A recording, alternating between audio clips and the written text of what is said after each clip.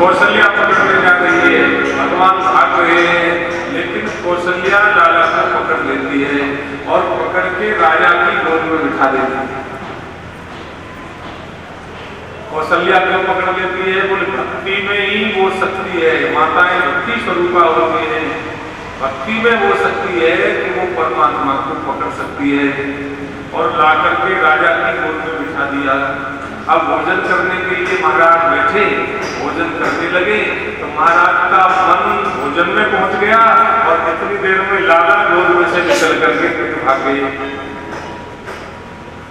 भाव क्या है?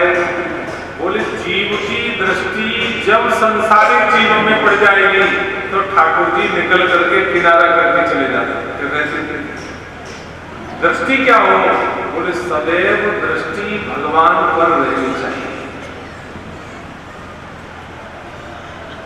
भागवत जी में भी एक प्रसंग आया है, रामचरित्र में भी एक प्रसंग आया है। जरासंध का और भीमसेन का युद्ध हुआ, भागवत जी में वर्णन है। 27 दिन तक युद्ध हुआ। जरासंध ने भीमसेन की नस नस ढीली कर दी। भगवान से कहा केशव मैं इससे जीत नहीं सकता हूं। भगवान ने कहा तेरी गलती है, जब तू युद्ध करता है तो कम से कम मेरी ओर देख तो लिया कर, तू मेरी ओर देखता ही नहीं। गीता में भगवान आदेश करते हैं मामनुस्मर युध्यच। ये बहुत संकेत की चीज है ये, मामनुस्मर युध्यच। अर्जुन तू युद्ध भी कर और मेरा स्मरण भी कर। हम लोग भी तो संसार समुद्र में रह रहे हैं, घर में परिवार में रह रहे हैं, तो रात दिन युद्ध ही तो कर रहे हैं। कभी ये काम, कभी वो काम, कभी वो काम, कभी वो काम। भगवान से कह रहे हैं। भीमसेन बोले प्रभु मैं जीत नहीं पाऊंगा, बोले मेरी ओर देखना। और जब तक जीव की दृष्टि भगवान पर रहेगी वो युद्ध में जीता रहेगा, और जब दृष्टि भगवान से हट जाएगी वो युद्ध में हार जाएगा। ये नियम है। बोले स्मृति कैसे रहनी चाहिए? बोले स्मृति कछुए की तरह रहनी चाहिए। कछुआ जल में रहते हुए भी मिट्टी में पड़े हुए अपने अंडों में ही स्मृति बनी रहती है। जैसे कोई बछड़ा, उसकी माँ जंगल में चरने के लिए गई हो गाय, तो जैसे बछड़ा पूरे दिन भर माँ की प्रतीक्षा करता है, अब आ रही होगी, अब आ रही होगी, अब आ रही होगी, अब आ रही होगी, ऐसे ही भगवत स्मृति जीव की बनी रहनी चाहिए। मामनुस्मर युध्यच। एक पंक्ति आती है, आपको सुन लो। कृष्ण गोविंद गोपाल गाते चलो, कृष्ण गोविंद गोपाल गाते चलो, अपने मन को विषयों से हटाते चलो, मन को विषयों से हरदम हटाते चलो।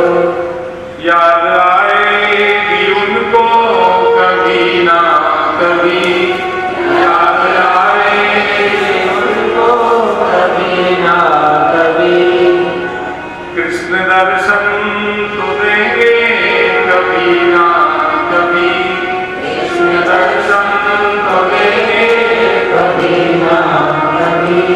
ऐसा विश्व विश्वास मन में जमा के चलो, ऐसा विश्वास मन में जमा के चलो। कृष्ण गोविंद गोपाल गाते चलो, कृष्ण गोविंद गोपाल गाते चलो। नाम धन का खजाना बढ़ाते चलो, नाम धन का खजाना बढ़ाते चलो।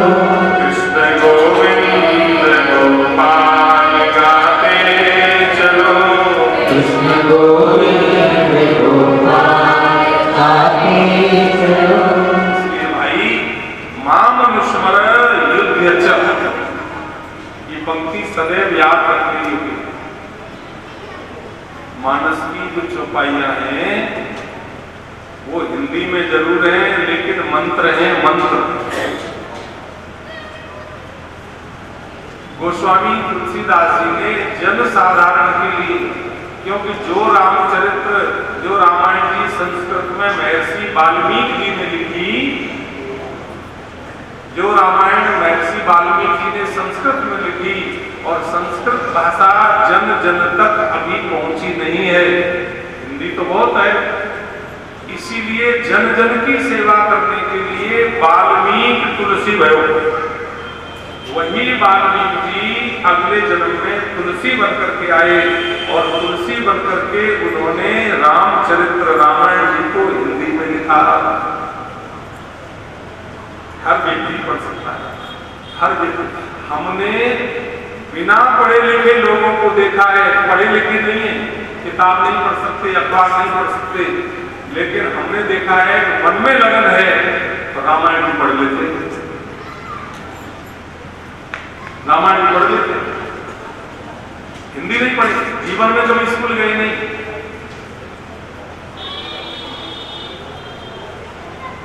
बिल्कुल नहीं पढ़ी, और रामायण भी पढ़ लेते। बताओ संभव है क्या? लेकिन मन में लगन है, इच्छा है, दृढ़ विश्वास है, दृढ़ इच्छा शक्ति है।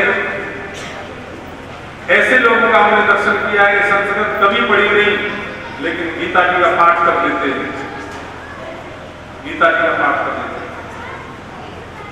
भगवान की बाल लीलाएं, गोस्वामी जी महाराज ने बाल लीलाओं को इस रूप में लिया है कि बाल चरित हरि बहु विधि कीना, बाल चरित हरि बहु विधि कीना,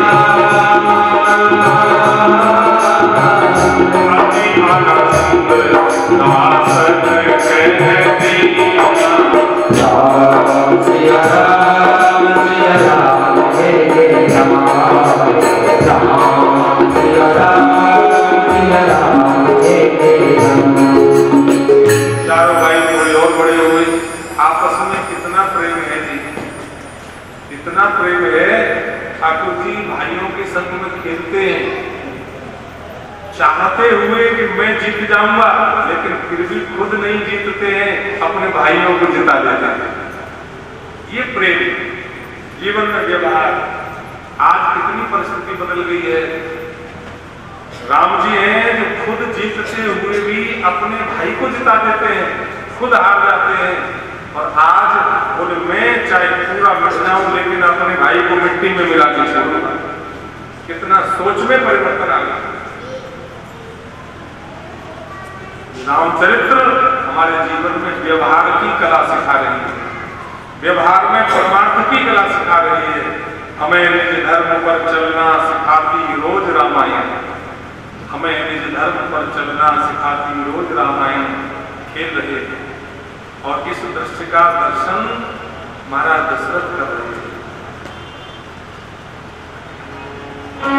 खेलत चारों भाई अवध माही, खेलत चारों भाई अवध माही, खेलत चारों भाई अवध माही, खेलत चारों भाई अवध माही।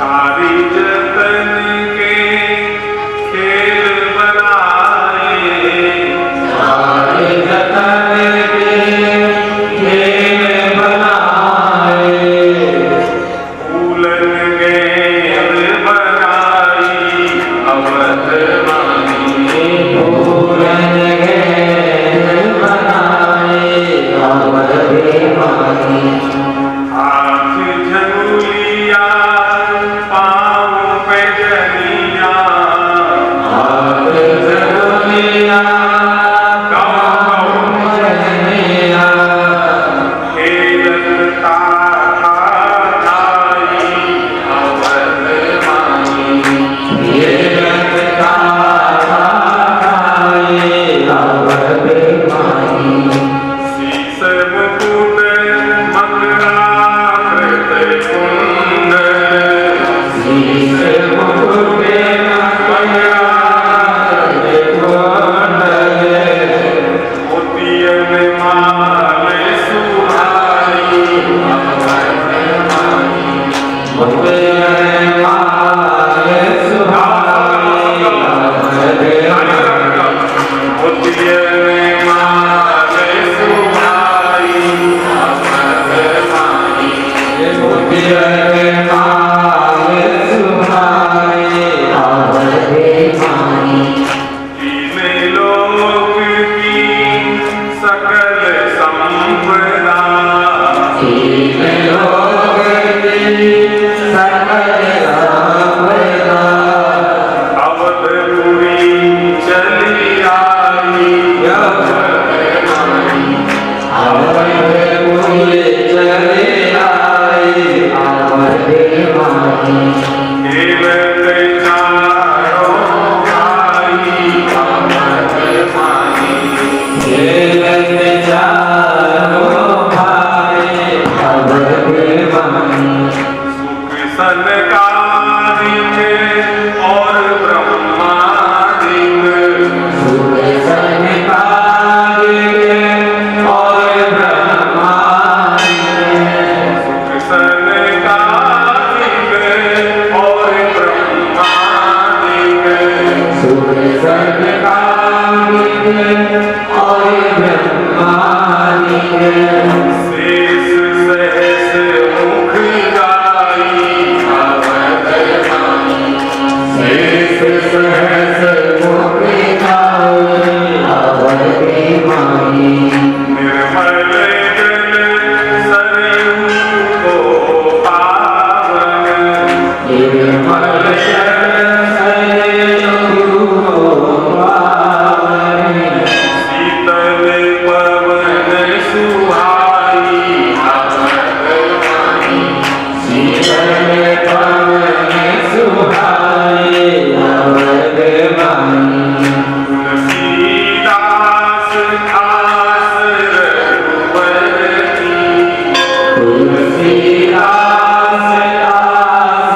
रघुवर की, हरषि हरषि जस गाई अवध मानी, हरे हरे जस गाई अवध मानी, खेलत चारों भाई अवध मानी, खेलत चारों भाई अवध मानी, अब चारों भैया थोड़े बड़े हो गए,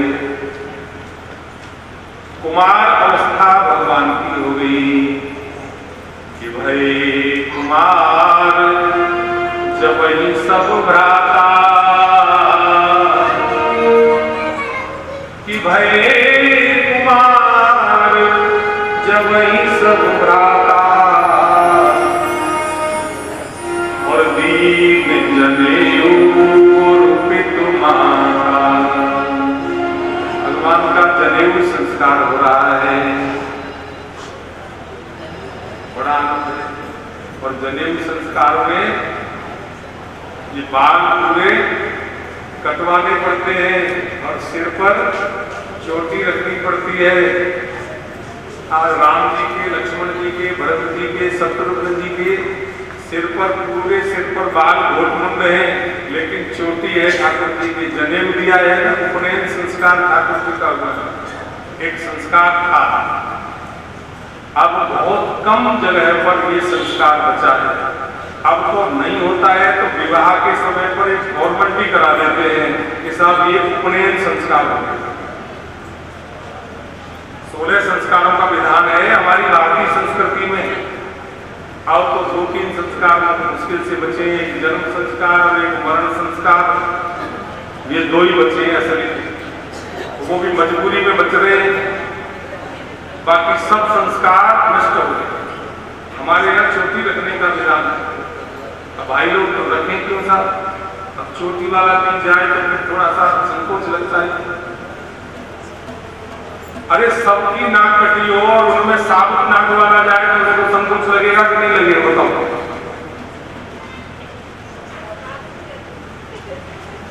एक जगह हमने सुनी, सबकी नाक कटी हुई थी और एक सही नाक वाला पहुंच गया, तो जिनकी नाक कटी थी वो कहते थे देखो नक्कू आ गया, नक्कू आ गया, नक्कू। बेचारे उसको भी शर्म लगी तो उसने अपने आप कटवा लिया। ये चोटी के विषय में हो रहा है। बोलो जय राम जी। हमारे एक महात्मा है ब्रज के, वो कहते हैं भाइयों की क्या कहें, आजकल तो माताओं बहनों की चोटी भी छोटी हो गई, और किसकी कहें? अब तो भारतीय संस्कृति केवल बालों पर बची है, और जो बालों पर बची है वो समझ लो बाल बची है। क्या करना, किसको कहें? आदि अविद्या अटपटी घटघट बीच अड़ी, कहो किसको समझाइए कुएं भांग पड़ी। कुएं में भांग पड़ी है, अब जो पानी पी रहा है सबको नशा हो रहा है, कोई सुनी नहीं रहा, कोई सुनी नहीं रहा। आज आप देखिए जितनी कथा और सत्संग आज हमारे लिए उपलब्ध है, घर घर में टीवी चैनल पर भी उपलब्ध है, ये पहले कुछ भी नहीं थी। आप कहीं भी चले जाओ भीड़ भी खूब मिलेगी, सब जगह भीड़ भी कम नहीं मिलेगी। कथा सत्संग आदि आयोजन बहुत हो रहे हैं, लेकिन लोगों के व्यवहार में और स्वभाव में कोई परिवर्तन दिखाई नहीं दे रहा है। जरूरत पड़ेगी वो तो यहाँ भला है, आपकी बहुत बढ़िया व्यवस्था कर दी है, प्रसाद बैठे बैठे दे देते, नहीं तुम्हारा 4-4 बार ले जाए और बेचारे अंदर वाले रह जाए, प्रसाद नहीं देते। खूब सत्संग कथा कर ली, लेकिन प्रसाद में गड़बड़ी कर ली। ये यहाँ नहीं, हमारी तरफ ऐसे होते हैं, यहाँ पे सब अच्छे हैं।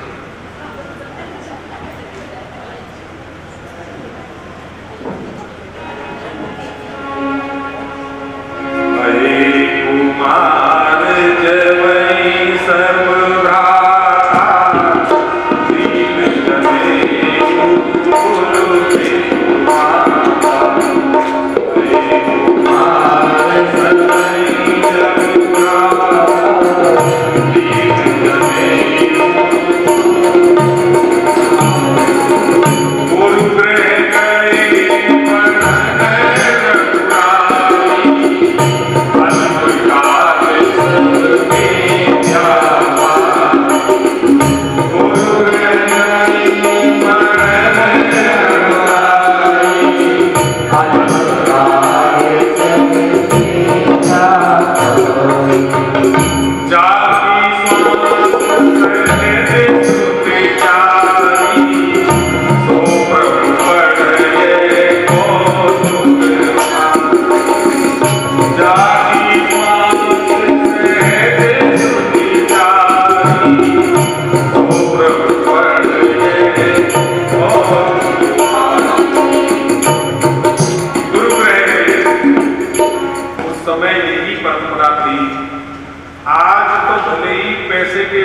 टीचर घर पढ़ाने आ सकता है, लेकिन उस समय भले ही तुम राजकुमार हो तो अपने घर के हो, पढ़ने के लिए तुमको गुरुजी के यहाँ जाना ही पड़ेगा।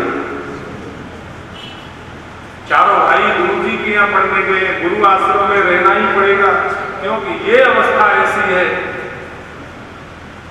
देखो, मां से ज्यादा पिता बालक को सुधार सकता है, और पिता से और माँ से ज्यादा गुरु बालक को सुधार सकता है, अलग रहेगा।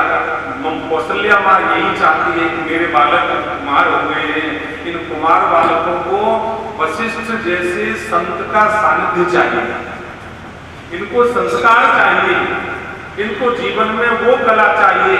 देखो ध्यान रखना, गेहूं अगर कम हो जाएगा तो ऑस्ट्रेलिया से मंगा लेंगे, लेकिन संस्कार अगर कम रह गए ना, बालकों को संस्कार अगर कम रह गए तो समझ लेना ये कहीं से इंपोर्ट नहीं हो सकते, कहीं से नहीं आ सकते।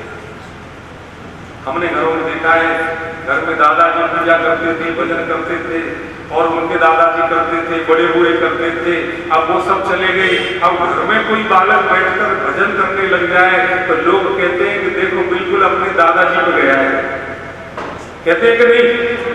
अब संस्कार उनको नहीं देंगे तो अब क्या कहेंगे, बोले ये तो सोनी टीवी पर गया है, ये जी टीवी पर गया है, ये ई टीवी पर गया है, अब बताओ इसके अलावा और क्या बोले।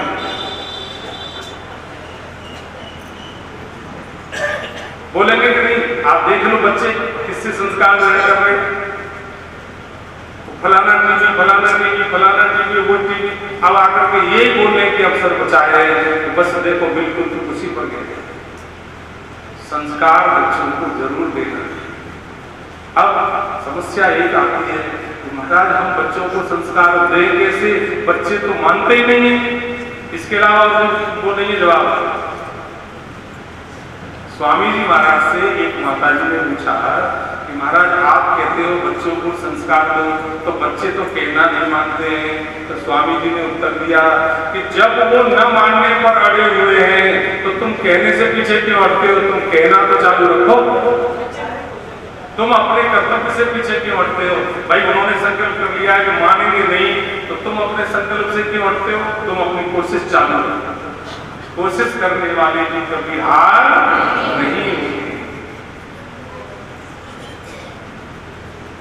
गुरु जी के यहाँ पढ़ने गए हैं भगवान, आज 64 दिन में 64 कलाएं भगवान ने सीखी। ये तो भगवान सब विद्याओं के परम आचार्य श्री ठाकुर जी हैं, ये तो केवल मानव स्वभाव, मानव लीला कर रहे हैं।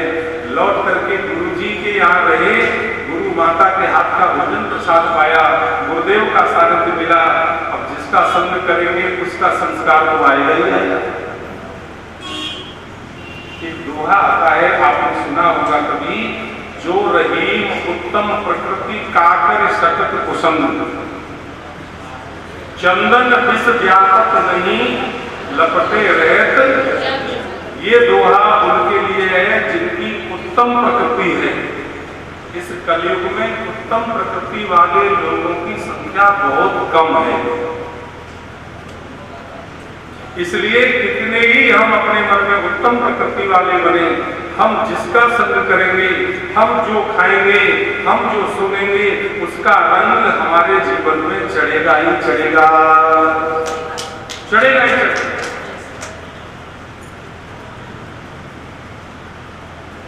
अब सब लोग आपको कहते हैं बोले ये 5 पांडव है, लेकिन इनको देखो आप, इनके ठाकुर की सेवा देखो, इनका लाड लड़ाना देखो। अभी बहुत ज्यादा हमने नहीं देखा है पर फिर भी देखा है। उत्सव कैसे मनाना चाहिए, ठाकुर जी को लाड कैसे लड़ाना चाहिए, ये इन लोगों से सीख लो। कंजूस के यहाँ तो संत ही नहीं आते, भक्त नहीं आते, ठाकुर जी कहां से आएंगे। बोलो जयराम जी की। जीवन में उत्साह, उत्साह, उत्साह का नाम ही उत्सव है। हमारे मन में जब बेटा बेटी का घर में विवाह होता है तो बताओ ईमानदारी से कैसा उत्साह होता है। भूख भूल गए, प्यास भूल गए, भोजन नहीं किया, घर में पत्नी चिल्लाती है, अरे सुबह से लग रही हो, कम से कम चाय तो पी लो। बोले अब कुछ अच्छा नहीं लग रहा है, चाय की इच्छा ही नहीं होती। लोग चाय भूल गए, नहाना भूल गए, लेकिन उत्साह इतना है कि बेटा बेटी का विवाह। भाई जीवन में महावाणी में स्वयं ठाकुर जी लिखते हैं कि जो मेरा उत्सव अपने घर में और यहाँ पृथ्वी लोक पर मनाता है, अपने धाम में जब वो आता है मेरे धाम में, तो उसका उत्सव मैं मनाता हूँ। ये महावाणी में ठाकुर जी का वाक्य, मैं उसका उत्सव मनाता हूँ। ठाकुर जी उत्सव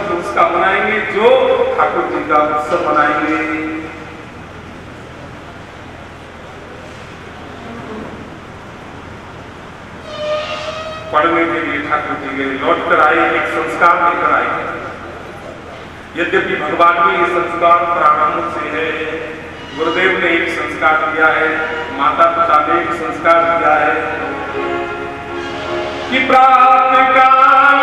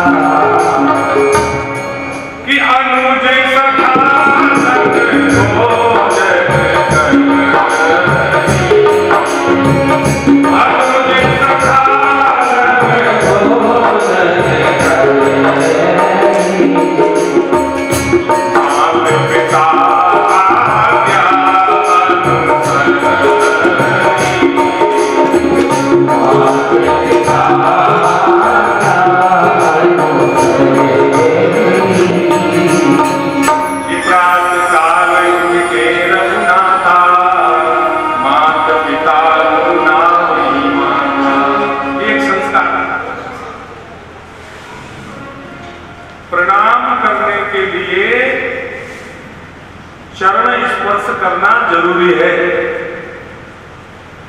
इसका कारण है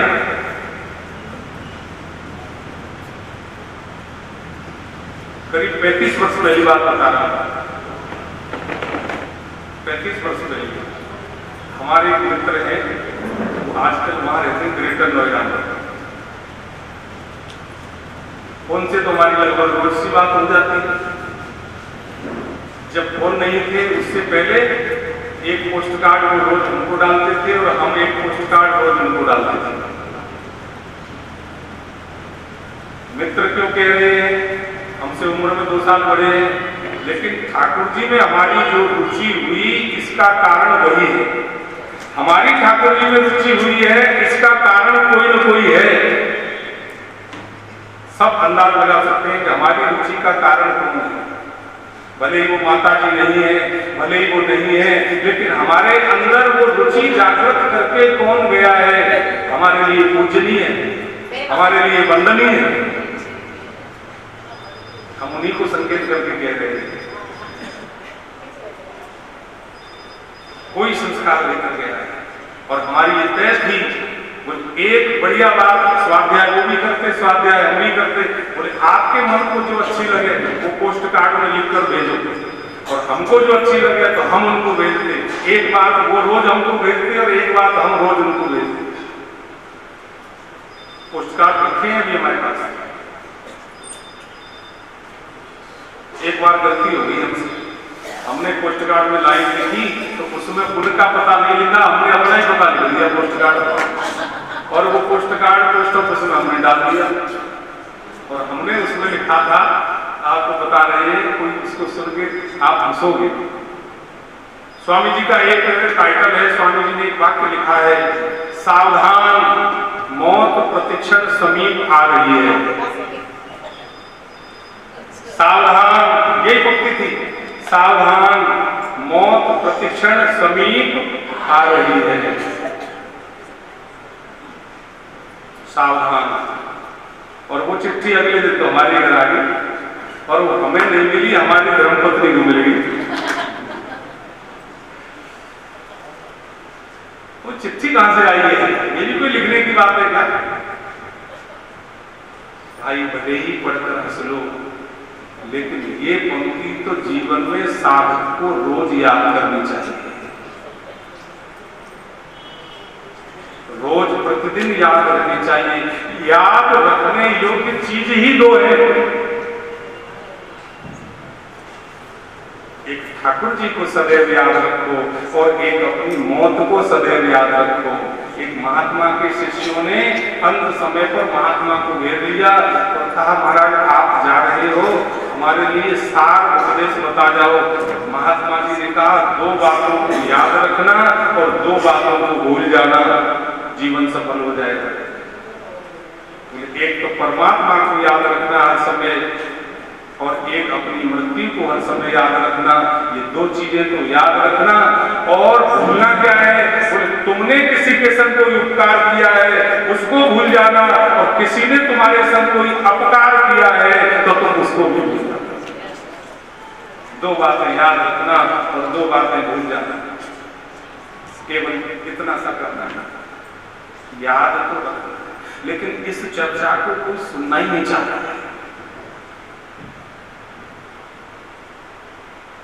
भगवान गुरुजी के यहाँ जाकर आए हैं, गुरुजी के यहाँ जाकर आए हैं, प्रणाम कर रहे हैं, चरणों में सिर रखकर प्रणाम कर रहे हैं। इसका आजकल तो प्रणाम करने का ढंग बदल गया। देखो इतने पढ़े लिखे बच्चे हैं, उनको प्रणाम करने का ढंग नहीं आता। छुएंगे भी तो पैर छूना तो पूरा घुटने ही छू लेंगे, और घुटने भी छू के माथे से भी नहीं लगाएंगे। बस ये घुटने बीमारी तब से चालू हो गई, जब से घुटने छूने का रिवाज चला है ना। अब बताओ, पहले किसी के घुटने बीमारी होती थी क्या? आज आप सुन रहे हो हार्ट की बीमारी बहुत बढ़ गई। ये हार्ट की बीमारी भी तभी से बढ़ी है। घुटने चाहिए हार्ट से लगा लिए, घुटने चाहिए हार्ट से लगा लिए, ये बीमारी बढ़ गई तब से हो जाता।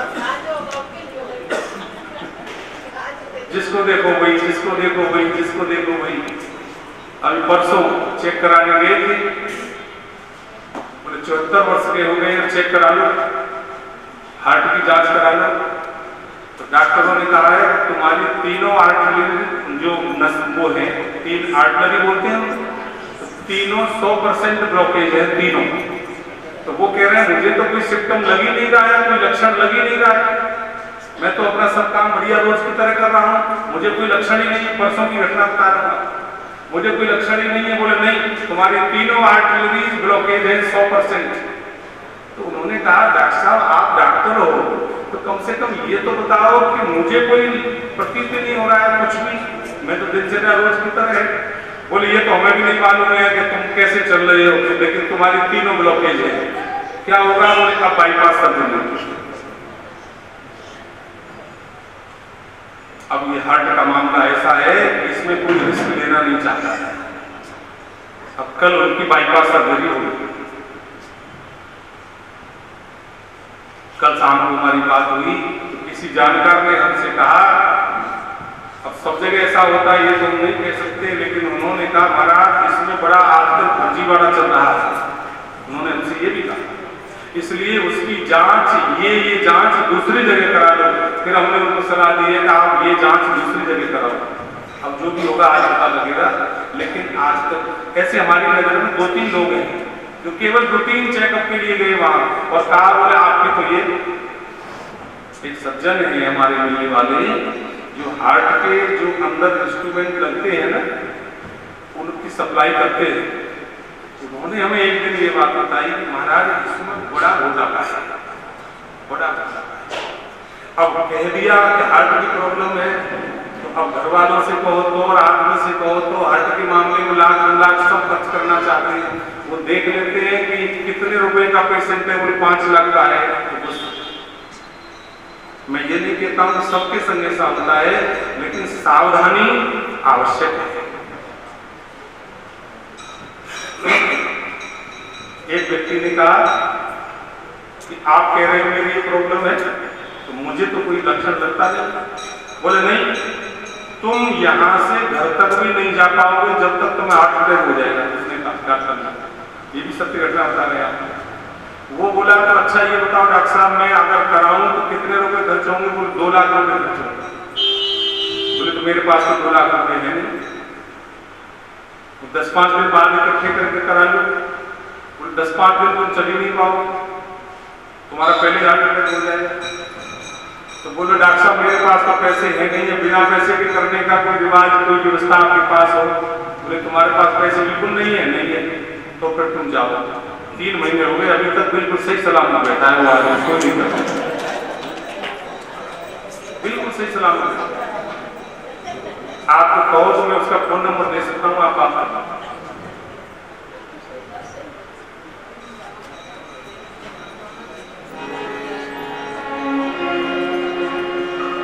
प्रातः काल उनके रघुनाथा, माता पिता गुना कि अनुज सखा संग भोजन करही। भाइयों के संग बैठकर भोजन करते हैं, ये भगवान की परंपरा है। विज्ञान ने आज इतनी उन्नति कर ली है, हम आकाश में उड़ सकते हैं, हम जल के अंदर महीनों रह सकते हैं, लेकिन एक कमरे में रहने वाले 4 भाई साथ बैठकर भोजन नहीं कर सकते हैं। भले ही विज्ञान कितनी ही उन्नति कर रही है, कितनी ही उन्नति कर रही है, ये सब रामचरित्र हमको सिखा रहा है। भाई हो तो कैसा हो, बहन हो तो कैसी हो, माता हो तो कैसी हो, पिता हो किसके संग कैसा व्यवहार करना चाहिए। आप सब लोगों को एक पुस्तक खरीदनी चाहिए, गीता प्रेस। उस पुस्तक का नाम है गृहस्थ में कैसे रहें। पूज्य चरण स्वामी श्री रामसूदास जी महाराज की लिखी हुई पुस्तक है गृहस्थ में कैसे रहें। ये पुस्तक सबको खरीदनी चाहिए और सबको पढ़नी चाहिए, पढ़ने योग्य पुस्तक। अब महाराज जैसे ही भगवान बड़े हुए, विश्वामित्र महामुनि ज्ञानी, विश्वामित्र महामुनि ज्ञानी, बसहि विपिन सुख आश्रम जानी। सिया राम जय जय राम, राम सिया राम जय जय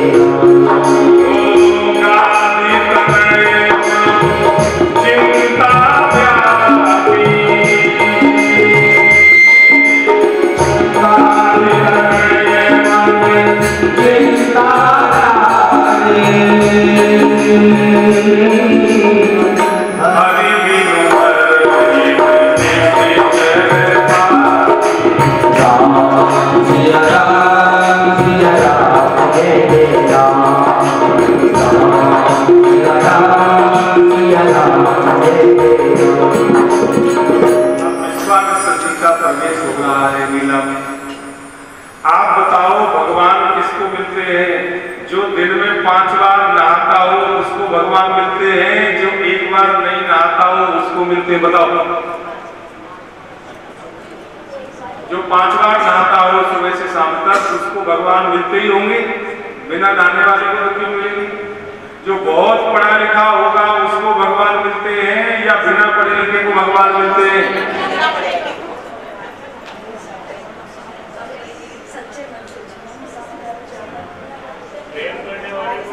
जय हो जय हो जय हो। ऐसा सुंदर प्रसंग है, मन में कई बार हम एक ग्रंथि पाल लेते हैं। बताओ, ब्राह्मणों को भगवान मिलते हैं, क्षत्रियों को मिलते हैं, वैश्यों को मिलते हैं या शूद्रों को मिलते हैं? बोले किसी को भी मिल सकते हैं। एक पात्रता है, एक पात्रता है, केवल भगवान को पाने की एक पात्रता है, और वो पात्रता है कि हमारे अंदर उतनी जिज्ञासा, लालसा अथवा ये कहें कि उनके प्रति प्रेम चाहिए। व्याधस्या चरणं ध्रुवस्य च वयो, विद्या गजेन्द्रस्य का जातिर्विदुरस्य यादवपते पुत्रस्य किं पौरुषम् कि कुब्जाया कमनीय किं तत्सुतां नोर्धरम् भक्त्या तुष्यति केवलं न च गुणैः भक्ति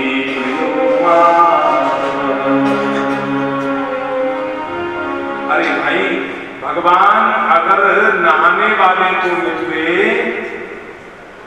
तो बताओ, केवट तो कभी कभी नहाता भी नहीं था। भगवान अगर पढ़े लिखे को मिलते तो विद्या गजेंद्र से क्या बताओ, हाथी तो पढ़ा लिखा भी नहीं था, उसको भगवान मिल गए। कहा जाते विदुरस्य यादव पते, अगर ऊंची जाति वाले को भगवान मिलते तो बताओ विदुर जी की क्या जाति थी, दासी पुत्र थे। कुब्जाया कमनीय, कोई कहे भगवान तो बहुत सुंदर होता होगा, उसे मिलते होंगे तो बताओ कुब्जा क्या सुंदर थी। कोई कहे भगवान बहुत धनी व्यक्ति को मिलते होंगे तो बताओ अगर धनी को मिलते तो सुदामा जी को भगवान कैसे मिल गए। भक्त्या तुष्यति केवलम न च गुणैः, भगवान किसी के गुणों पर नहीं रिझते हैं, भगवान तो जब भी रिझते हैं भक्त्या तुष्यति, भगवान तो केवल प्रेम पर रिझते हैं, केवल और केवल भक्ति प्रेम पर ही रिझते हैं। विश्वामित्र जी के मन में भी एक गलतफहमी है। क्या गलतफहमी है? विश्वामित्र जी क्षत्रिय हैं, क्षत्रिय है और इनके मन में एक गलत धारणा पड़ रही है कि बोले भगवान तो जब भी मिलते हैं ब्राह्मणों को ही मिलते हैं। इनके मन में ये गलत धारणा कैसे हुई? तो इन्होंने भगवान को पाने के लिए इतनी तपस्या की, इतनी तपस्या की। तपस्या भगवान को पाने के लिए नहीं की, तपस्या क्षत्रिय से ब्राह्मण बनने के लिए की। क्षत्रिय से ब्राह्मणत्व स्वीकार करने के लिए इन्होंने तपस्या की और इस काम में ये सफल भी हो गए। यानी जो ब्राह्मण क्षत्रिय विश्वामित्र जो थे वो तप के प्रभाव से ब्राह्मण विश्वामित्र बन गए। लेकिन जैसे ही ब्राह्मणत्व इन्होंने स्वीकार किया, इनको समाचार मिल गया कि भगवान ने क्षत्रिय कुल में अवतार ले लिया। जैसे ही पता चला भगवान ने क्षत्रिय कुल में अवतार ले लिया। अब बताओ धारणा मिली होगी, हे भगवान मुझे क्या मालूम था कि भगवान क्षत्रिय कुल में आने वाले हैं। नहीं, मैंने इतनी तपस्या करी कि भगवान मिल जाए, ब्राह्मण तो स्वीकार किया। लेकिन अब गलतफहमी दूर हो गई। बोले भगवान कैसे मिलेंगे, चलो आज भगवान को लेने चलते हैं। पुरोहित जी के कटरे में बहुत बार बहुत चीजें खरीदने जाते हैं, छोटी चौपड़ बड़ी चौपड़ पे हजारों हजारों रुपए अपने लिए खर्च करते हैं। तो हमारे घर में ठाकुर जी बैठे हैं, वो भी प्रतीक्षा कर रहे होते हैं कि देखो मेरे लिए भी कुछ लाएंगे कि नहीं लाएंगे। सबके लिए ला रहे हैं। हमारे गोपाल घर में बैठे बैठे इंतजार कर रहे हैं कि हजारों रुपए अपने ऊपर खर्च कर रहे हैं, मेरे लिए भी 10-5 रुपए की कोई पोशाक लाएंगे कि नहीं लाएंगे। हमारी तो हमारा किसी दिन शादी पार्टी में जाना हो, घर वाले सब भोजन वहां करेंगे, ठाकुर जी से कहते थे बोले हम तो आज पार्टी में जा रहे हैं और आज तुम व्रत कर लो, आज उपवास कर लो, आज भोजन करने बनेंगे। भगवान हमसे आशा करते हैं और आशा ये नहीं कि कोई बहुत ज्यादा आशा करते हैं। भगवान कहते हैं जितना तुम अपने लिए करते हो उतना मेरे लिए करो, केवल ज्यादा नहीं। तुम अपने लिए 4 वस्त्र सिलवाते हो, 1 वस्त्र मेरे लिए। तुम भोजन करते हो, उसमें से थोड़ा सा मेरे लिए। तुम अपने लिए और कुछ करते हो, थोड़ा सा मेरे लिए भी। बस जितना तुम अपने लिए करते हो उतना ही मेरे लिए कर दो, ज्यादा आशा ही नहीं करते। लेकिन अपने कपड़े वॉशिंग मशीन में रोज धुल जाते होंगे, लेकिन ठाकुर जी की अचला ईमानदारी से होता रोज धुल जाते हैं क्या? नहीं धुलते, उनको जोर आता। ऐसा नहीं कि कोई प्रेम नहीं है, प्रेम है, सब चीज है, लेकिन हमारे घर में ऐसा ही होता है। ठाकुर जी को एक पोशाक धारण करा दी, बस पोशाक चल रही है, 4 से 10 दिन तो चलेगी। क्यों जी, एक ड्रेस को पहन के हम 4 से 10 दिन रह सकते हैं क्या? बताओ।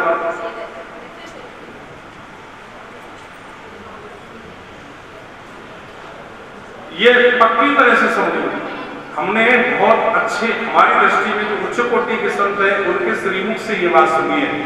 ये हमारी बात नहीं है, हम जो आपको कह रहे हैं ये हमारी एक भी बात नहीं है, ये सब संतों की बात है। ठाकुर जी की सेवा कैसे हो, और जो हम अपने लिए चाहते हैं वही सब ठाकुर जी के लिए कर दो, अलग से कुछ मत करो, बस इतना सा, इतना सा। आपने देखा घर में छोटे बालक कभी हों तो हमारे घर में बड़ी बड़ी कुर्सियां होती हैं, तो छोटा बालक मचल जाता है, कभी मेरे लिए भी कुर्सी होनी चाहिए है, होनी चाहिए ना। फिर हम उस बालक के लिए छोटी सी कुर्सी बाजार से खरीद कर लाते हैं कि नहीं लाते? क्यों? कि उस बालक को राजी करना है। लेकिन एक बालक गोपाल वहीं तो बैठा है, एक छोटी सी कुर्सी उसको भी लाकर खुश हो जाएंगे ठाकुर जी खुश। वो भी तो लाला ही है, वो भी कन्हैया है, वो भी चाहता है। और ये तुम्हारा जैसा चटक मटक का है, हमारा राम जी तो भोले वाले हैं, और हमारा कन्हैया तो ऐसो चटक मटक को ठाकुर तीनों लोकन मुंह में ना।